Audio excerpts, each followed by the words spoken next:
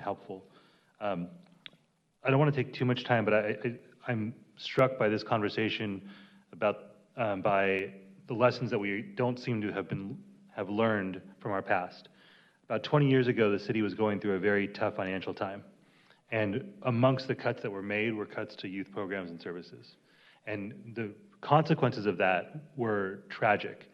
There was a 103% increase in shootings committed by gang members, a 21% increase in stabbings, a 70% increase in drive-by shootings.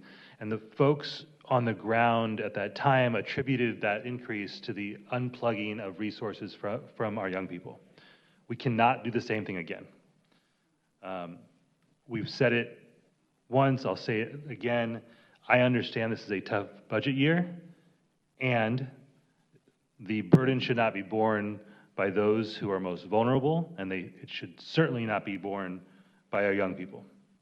They are not the reason we are in this financial mess, and they should not bear the consequences of the budget cuts. We have to be more thoughtful and nuanced in how we make the reductions that need to be made. Elimination of after-school and teen programming that serves 66,000 youth, the Park Ambassador program, the water polo and swim program cuts, books for low-income families. All of these are cuts that will have huge impacts on folks who cannot afford to have any additional reductions to their quality of life or the resources that they have.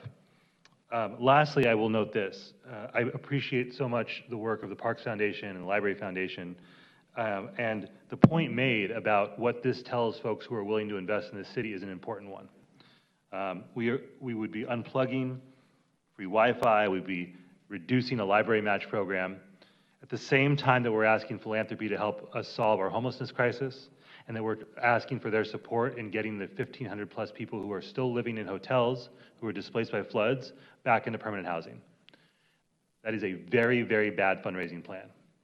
So I hope that this conversation has helped recenter what we are supposed to be about, and that is about serving people and making sure that the quality of life for as many people as possible is improving. And significant changes will need to be made through the budget revision in order for that to be accomplished. Thank you, Chair.